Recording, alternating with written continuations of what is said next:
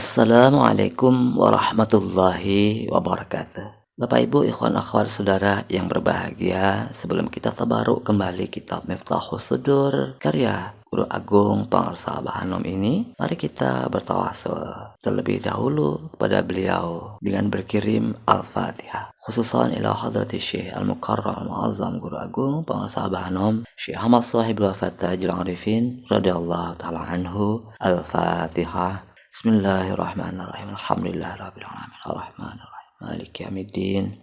Iyyaka na'budu wa iyyaka nasta'in. Ihdinas siratal mustaqim. Shiratal ladzina an'amta 'alaihim ghairil maghdubi 'alaihim waladdallin. Amin. Bapak Ibu ikhwan akhwat saudara yang berbahagia, video ini merupakan video kedua di dalam episode Bayan Miftahus Sudur. Di video awal sebelumnya kita sudah sama-sama mengetahui sebagian dari maksud Miftahus Sudur, kunci pembuka dada, di mana dada itu mengandung lapisan-lapisan hati kita, yaitu dimulai dari sadar, qalbu, fuad, syaraf, lub, sir, dan berpuncak pada hati terdalam yang disebut dengan ana. Ketujuh lapisan hati inilah yang dibuka melalui kunci yang sangat khusus, miftah yang sangat khusus, setelah nanti zikir kepada Allah. Bapak Ibu saudara sekalian yang berbahagia, ketujuh lapisan hati tadi, sadar, qalbu, fuad, syaraf, lub, sir, dan ana, ini sesungguhnya merupakan sebuah perjalanan spiritual, Bapak Ibu, merupakan sebuah suluk, suluk atau perjalanan tarekat istilah lainnya, menuju puncak spiritual, menuju Rabbul Arbab wa Mu'tiqur Riqab, Allahu subhanahu wa tabaraka wa ta'ala. Demikian puncak daripada silsilah di dalam Tariqah Qadiriyah Naqsabandiyah Pondok Pesantren Srialaya. Jadi perjalanan menuju puncak sodar menuju ana. Jadi dimensi sodar, hati sodar itu titik berangkatnya, pangkal bertolaknya, garis setarnya. Sedangkan hati yang frekuensinya ana itu merupakan ujungnya, puncaknya, garis finishnya. Jadi kalau selama ini kita bertanya-tanya, apa sih ujung perjalanan zikir itu? Sampai kepada Allah itu sampai seperti apa sih? Ya itu tadi Bapak Ibu. Bila batin seseorang mampu memperjalankan hatinya dari sadar ke ana, bila batin seseorang sampai pada titik frekuensi hati yang disebut dengan ana tadi, maka itu sama artinya perjalanan zikir sampai pada garis finish. Itu artinya ruh seseorang telah sampai kepada puncak silsilah Rabbul Arbab wa Mu'tiqur Riqab, Allahu subhanahu wa tabaraka wa ta'ala. Maka tentu saja harus ada alat yang sangat khusus untuk mempercepat proses perjalanan hati kita, untuk mempercepat proses perjalanan spiritual kita. Apa alatnya? Alatnya adalah zikir kepada Allah yang juga bertingkat-tingkat. Maka pada pasal 6 nanti kita akan menemukan adanya tahapan zikir di dalam kitab Miftahus Sudur ini, yaitu zikir jahar, zikir khafit takallub, zikir khafit tabak, dan zikir sir. Zikir jahar lebih utama untuk hati yang masih kasar di tingkat sadar. Utamanya di tingkat sadar Bapak Ibu sekalian. Adapun zikir khafit takallub ini lebih pada keadaan hati kita di tingkat qalbu. Zikir khafit tabak ini untuk hati yang mulai melembut di tingkat fuad dan syaraf. Zikir sir untuk hati yang lebih lembut lagi di tingkat lub dan sir. Bapak Ibu saudara sekalian yang berbahagia, jadi sederhananya bila kita merasakan ingatan hati kita masih kacau balau, masih seperti benang kusut, masih sangat susah fokus kita rasakan, susah untuk hudur ketika zikir, ketika sholat, ketika kerja, dan lain sebagainya, maka itu tanda hati yang sadar, hati yang sangat bodoh spiritual, hati yang masih melekat kuat pada dunia, hati yang masih sangat kasar, sangat keras. Karena itulah alat yang dibutuhkan di lapisan sadar ini adalah zikir jahar. Karena di dalam Miftahus Sudur ini dijelaskan zikir jahar untuk hati yang qasawah, hati yang keras. Ketika kekacauan ingatan hati tadi mulai tidak begitu parah, tidak lagi seperti benang kusut, acak adut, namun masih berbolak-balik dengan cepat, tapi ya, ingatan loncat ke sana kemari dengan sangat lincah, dengan serba tak terduga. Ingatan itu kadang ke masa lalu, tiba-tiba loncat ke masa depan, tiba-tiba loncat lagi ke tempat lain. Sangat cepat, sangat halus, sangat tak terduga. Nah, ini kan indikasi hati yang disebut dengan kolbu. Hati di tingkat kolbu ini memang masih kasar juga, tetapi tidak sekasar sadar yang seperti benang kusut. Wilayah kolbu walaupun masih kasar, tetapi masih bisa diurai.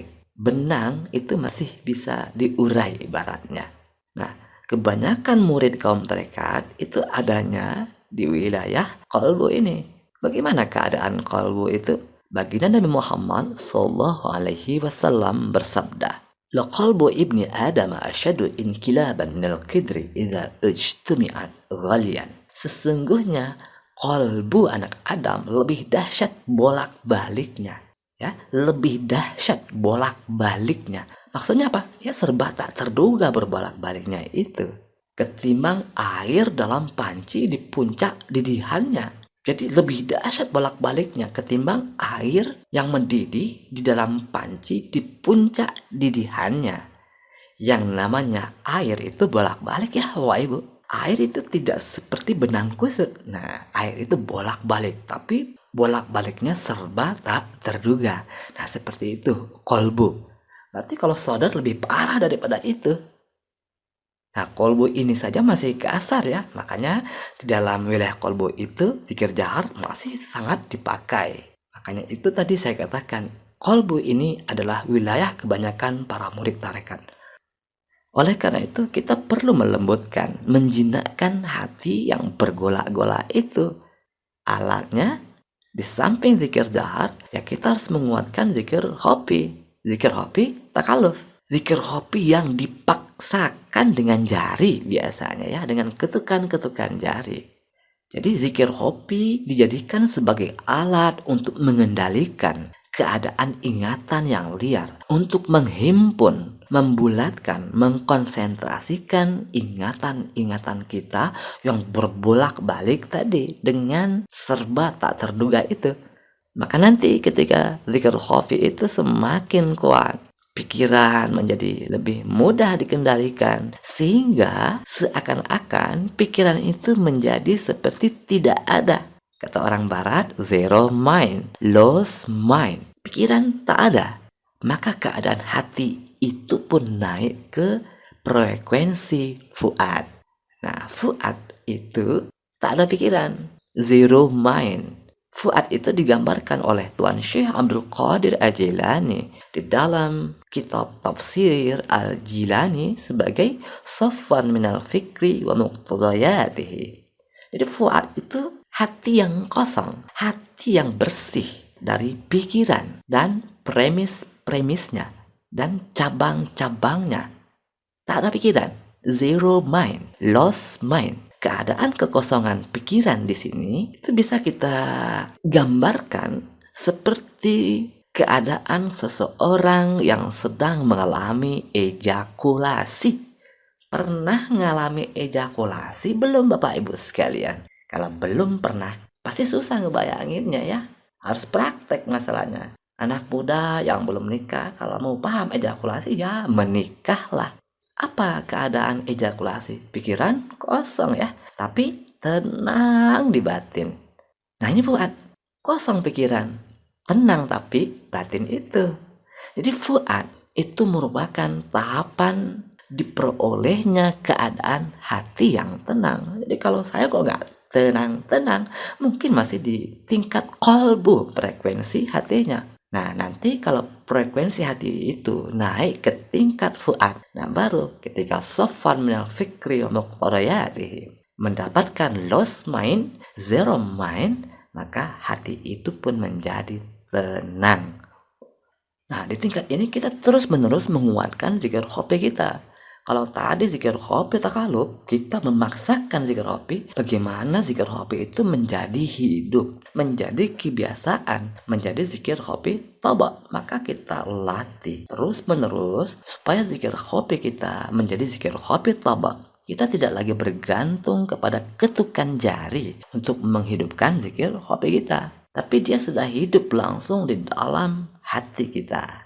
Maka nanti akan terbuka lapisan frekuensi berikutnya, yaitu syagab, hati yang penuh dengan cinta dan kemesraan. Jadi kalau sudah tobat zikir hobinya, berarti zikir hobi itu sangat kuat mengendalikan dirinya, dan dia tidak mudah dipengaruhi oleh negatif-negatif yang ada di luar dirinya.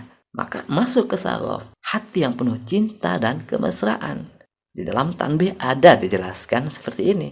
Kudu asih ke jalma, numi kangewa kamane, harus sayang kepada orang yang membenci kepadamu. Kalau hati ini masih lemah, masih mudah digoyang, tingkat kolbu misalnya, ya susah untuk mengamalkan tanbih ini. Sayang kepada orang yang membenci. Ya mungkin muka kita mungkin bisa menahan, tapi batin kita kan tetap dongkol kalau kita masih di tingkat kolbu. Makanya zikir hobinya harus toba. Ketika zikir hobi toba, berarti zikir hobi itu sangat kuat di batin kita. Jadi kalau ada ingatan jelek yang akan masuk, ya tidak akan berpengaruh, karena ingatan zikir hobi lebih kuat. Makanya dia mampu untuk syaraf, mampu untuk sayang kepada orang yang membenci kepadanya. Nah kemudian setelah syaraf, ketika batin menjadi semakin halus, ingatan batin sudah semakin terpusat pada zikir hobi, karena latihan yang terus menerus di tingkat zikir hobi tabak, maka nanti naik ke frekuensi hati yang lebih dalam, yaitu lub. Maka secara perlahan tapi pasti seorang pezikir mulai meninggalkan zikir hobi tabak, naik ke tingkat zikir sir. Nah di frekuensi sir atau di tingkat lub, itulah pembicaraan ma'rifat dimulai.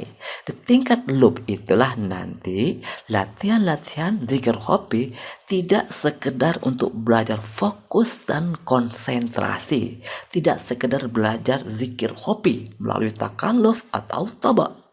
Bukan fokus dan konsentrasi lagi yang dikejar, yang diupayakan, yang dibiasakan. Tetapi lebih dari itu, yaitu memperhatikan zikir hobi, menyadari zikir hobi, mengetahui zikir hobi. Makanya arif, mengetahui, belajar ma'rifat zikir hobi, belajar arif zikir hobi. Nah, ini tidak mudah. Kalau tidak hidup, tidak akan mampu menyadari. Ada dulu, hidup dulu, baru kita bisa memperhatikan, mengawasi, menyadari, mengetahui zikir hobi. Jadi ada perbedaan orientasi ya Bapak Ibu sekalian. Makanya disebut zikir sir. Walaupun zikir yang dikuatkan di dalam hati itu tetap saja zikir hobi itu juga. Tetapi karena yang kita lakukan di sini adalah memperhatikan zikir hobi, menyadari zikir hobi, mengetahui zikir hobi, kita tidak berupaya untuk belajar fokus lagi, untuk konsentrasi, zikir hobi takaluf dan toba. Kita belajar mengetahui zikir hobi itu, menyadari, mengawasi, memperhatikan zikir hobi itu, karena itu disebut dengan zikir sir. Nah kemudian penguatan batin ma'rifat melalui zikir sir ini pun semakin digalakkan, ditingkatkan di lapisan hati berikutnya, yaitu lapisan hati yang disebut dengan sir. Nah di tingkat hati sir ini, batin ma'rifat harus benar-benar sempurna melakukan proses pembersihan batin hingga ke seluruh ruangan batin. Sehingga tak ada satu titik sampah pun pada ruangan batin, melainkan semuanya telah tersentuh dan terbersihkan oleh cahaya zikir. Maka nanti ketika batin itu benar-benar bersih, sehingga yang tersisa di dalam batin itu hanya zikir hobi itu, tidak ada yang lain. Hanya zikir hobi yang terus-menerus dikuatkan tanpa ada lagi ingatan lain yang mengganggunya. Nah ini kan ibarat seorang petarung yang telah berhasil melumpuhkan semua musuh-musuhnya. Sehingga tersisa dirinya seorang saja yang dengan tenang melenggang menuju panggung juara. Tidak ada lagi lawan. Tinggal dia sendirian.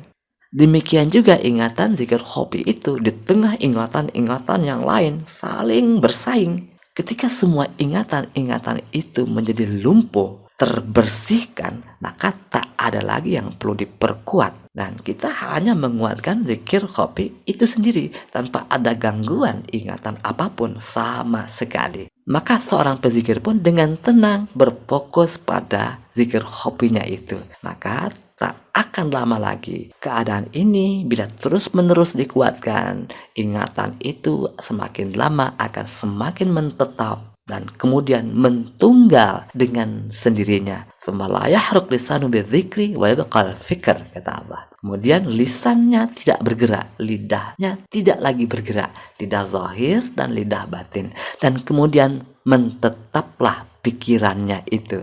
Artinya sang pezikir itu pun mengalami baqa billah. Sang pezikir itu masuk ke dalam frekuensi hatinya yang terdalam, yaitu ana. Bapak Ibu Saudara sekalian yang berbahagia, pembahasan lapisan frekuensi hati ini tentu saja terlalu ringkas ya Bapak Ibu sekalian. Insya Allah kita akan sedikit-sedikit perdalam di video-video berikutnya. Tetapi saya juga pernah menjelaskan perihal ini di video awal saya sebelumnya yang berjudul lapisan frekuensi hati. Jadi silakan Bapak Ibu apabila berminat mendalami perihal lapisan frekuensi hati ini di video awal saya itu. Baik, khususan Al-Mu'azzam Al-Mukarram Guru Agung Pengarsa Abanom Syekh Ahmad Sahibul Wafat Tajul Arifin radhiyallahu ta'ala an. Al-Fatihah. Bismillahirrahmanirrahim. Alhamdulillahirabbil alamin. Arrahmanirrahim. Maliki yaumiddin. Iyyaka na'budu wa iyyaka nasta'in. Ihdinas siratal mustaqim. Siratal ladzina an'amta 'alaihim ghairil maghdubi 'alaihim waladdallin. Amin. Wassalamualaikum warahmatullahi wabarakatuh.